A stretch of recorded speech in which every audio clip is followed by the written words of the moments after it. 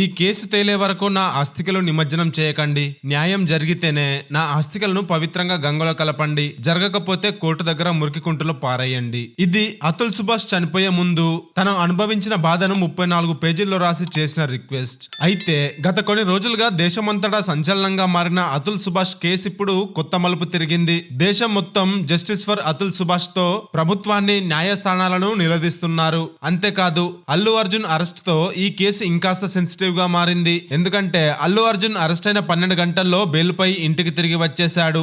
దాంతో డబ్బులుంటేనే న్యాయం త్వరగా దొరుకుతుంది అంటూ అతుల్ సుభాష్ దగ్గర డబ్బు లేదు కాబట్టి అతని మరణానికి కారణమైన వాళ్లపై ఇంకా చర్యలు తీసుకోవడంలో ఇంత ఆలస్యం జరుగుతుంది అంటూ సోషల్ మీడియాలో విరుచుకుపడ్డారు నెటిజన్లు. దాంతో పోలీసులకి, ప్రభుత్వాలకి ఈ కేసు మరింత టెన్షన్ పెట్టింది. అయితే తప్పించుకొని తిరుగుతున్న నెంబర్ 1 ముద్దాయిగా ఉన్న అతని భార్య నిఖితా సింఘానియాని డిసెంబర్ 15వ తారీఖున పోలీసులు అరెస్ట్ చేశారు.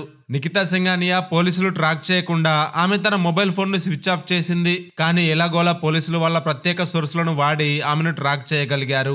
White field division DCP Shivakumar తెలిపిన వివరాల ప్రకారం నిఖితా సింఘానియాను హర్యానాలోని గుర్గావ్ లో అరెస్ట్ చేయగా ఆమె తల్లి నిషా సింఘానియా మరియు తమ్ముడు అనురాగ్ సింఘానియాను ప్రయాగ్రాజ్ లో అరెస్ట్ చేశారు పోలీసులు. ఇక వారిని కోర్టులో హాజరుపరిచి 14 రోజుల జ్యుడిషియల్ కస్టడీకి తరలించారు. అయితే బెంగళూరు పోలీసులు శుక్రవారం నిఖితా సింఘానియాకు సమన్లు జారీ చేసి 3 రోజులుగా తమ ముందు హాజరు కావాలని కోరడంతో అప్పటికే జరిగేదేంటో ఊహించిన నిఖితా సింఘానియా పోలీసులకు దొరకకుండా తప్పించుకొని తిరుగుతూనే ఆమె మరియు ఆమె కుటుంబ సభ్యులు అలహాబాద్ కోర్టులో ముందస్తు బెయిల్ పిటిషన్లు దాఖలు చేశారు. మరో నిందితుడిగా ఉన్న నిఖితా బంధువు సుశీల్ సింఘానియా పాత్రపై విచారణ జరుగుతోందని, అతడిని కనిపెట్టేందుకు ప్రయత్నాలు జరుగుతున్నాయని చెప్తున్నారు పోలీసులు. అయితే ఈ ముగ్గురు అరెస్ట్ అయ్యాక కొన్ని గంటల తర్వాత అతుల్ సుభాష్ తండ్రి చాలా కాలంగా కనిపించని తన మనవడి గురించి మీడియాతో మాట్లాడారు. అతుల్ సుభాష్ తండ్రి పవన్ కుమార్ మోదీ మాట్లాడుతూ, ఆమె మా మనవడిని ఎక్కడ ఉంచిందో మాకు తెలియదు. అతను చంపబడ్డాడా లేదా బ్రతికే ఉన్నాడా అని ప్రశ్నించారు సుభాష్ తండ్రి.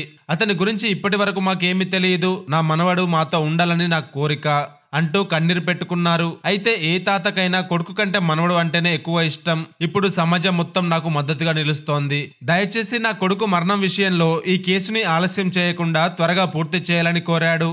అంతేకాదు నా కొడుకు చెప్పినట్టుగా సుభాష్ మరణానికి న్యాయం జరిగితేనే నా కొడుకు అస్థికలను గంగలో కలుపుతానని, లేదంటే ఈ మురికి కాలువలోనే కలుపుతానని చెప్పాడు అతుల్ సుభాష్ తండ్రి.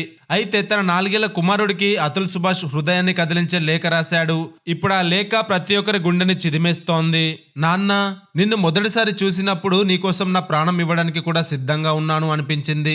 కానీ ఇప్పుడు నా ప్రాణం ఇవ్వడానికి కారణం నువ్వే. నాకిప్పుడు నీ మొహం కూడా గుర్తుకు రావడం లేదు. నీకు 1 సంవత్సరం వయసు ఉన్నప్పుడు తీసిన ఫోటోలు చూడగానే గుర్తుకు వస్తుంది. ఇప్పుడు ఈ పరిస్థితిలో నీ గురించి నాకేమనిపించిందో తెలుసా? నీకు ఫ్యూచర్ లో కొంచెం బాధ తప్ప మరేముండదు. కానీ నువ్వు నా విషయంలో ఇప్పుడు ఒక బ్లాక్ మెయిల్ లాంటి వాడివి. నీ పేరు చెప్పి నన్ను ఎక్కువగా దోచుకుంటున్నారని అనిపిస్తోంది. నిన్ను తప్పుగా భావించడం నాకు బాధ కలిగిస్తుంది. కానీ ఇదే నిజం అని ఏ తండ్రి కూడా ఒక కొడుకు గురించి రాయాలన్నటువంటి లేఖ రాసి తన ప్రాణాలు విడిచేశాడు సుభాష్. అయితే ఈ కేసు ద్వారా మన సమాజంలో కుటుంబ సంబంధాలు, న్యాయ వ్యవస్థలో మార్పుల అవసరం పట్ల సరికొత్త చర్చలు వెలుగులోకి వచ్చాయి. ఇటు అతుల్ తండ్రి తెలిపిన వివరాల ప్రకారం అతుల్ కుమారుడి అదృశ్యం గురించి ఇంకా క్లారిటీ లేదు. ఇది విచారణను మరింత సంక్లిష్టంగా చేసింది. అయితే ఇప్పుడు నెటిజన్లు మరియు అతుల్ సుభాష్ కుటుంబం ఇలా అందరి దగ్గర నుండి ఒకే మాట వినిపిస్తుంది.